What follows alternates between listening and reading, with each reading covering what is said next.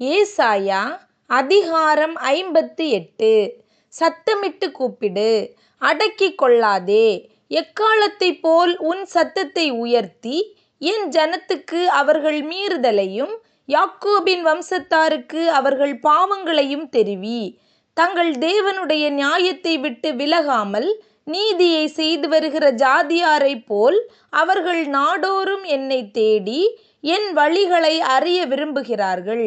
நீதி நியாயங்களை என்னிடத்தில் விசாரித்து தேவனிடத்தில் சேர விரும்புகிறார்கள். நாங்கள் உபவாசம் பண்ணும்போது நீர் நோக்காமல் இருக்கிறதென்ன?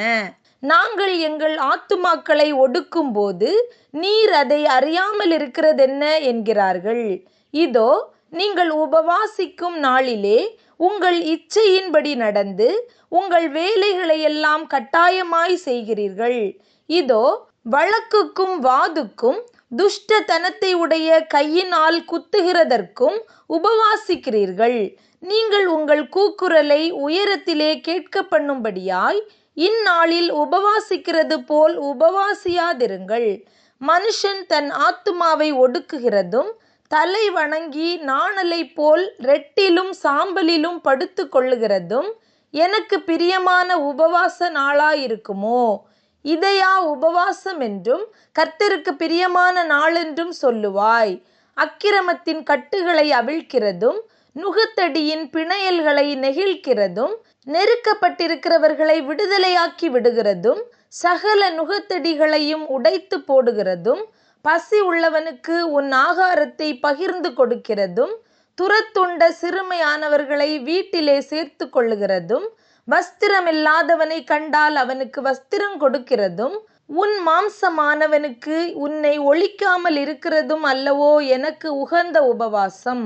அப்பொழுது விடியற்கால வெளுப்பை போல உன் வெளிச்சம் எழும்பி உன் சுகவாழ்வு சீக்கிரத்தில் துளிர்த்து உன் நீதி உனக்கு முன்னாலே செல்லும். கர்த்தருடைய மகிமை உன்னை பின்னாலே காக்கும். அப்பொழுது நீ கூப்பிடுவாய், கர்த்தர் மறு உத்தரவு கொடுப்பார். நீ சத்தமிடுவாய், இதோ நான் இருக்கிறேன் என்று சொல்லுவார். நுகத்தடியையும் விரல் நீட்டுதலையும் நிபச்சொல்லையும் நீ உன் நடுவிலிருந்து அகற்றி பசி உள்ளவனிடத்தில் உன் ஆத்துமாவை சாய்த்து சிறுமைப்பட்ட ஆத்துமாவை திருப்தியாக்கினால் அப்பொழுது இருளில் உன் வெளிச்சம் உதித்து உன் அந்தகாரம் மத்தியானத்தை போலாகும். கர்த்தர் நித்தமும் உன்னை நடத்தி மகா வறட்சியான காலங்களில் உன் ஆத்துமாவை திருப்தியாக்கி உன் எலும்புகளை நிணமுள்ளதாக்குவார். நீ நீர்ப்பாய்ச்சலான தோட்டத்தைப் போலவும் வற்றாத நீரூற்றை போலவும் இருப்பாய்.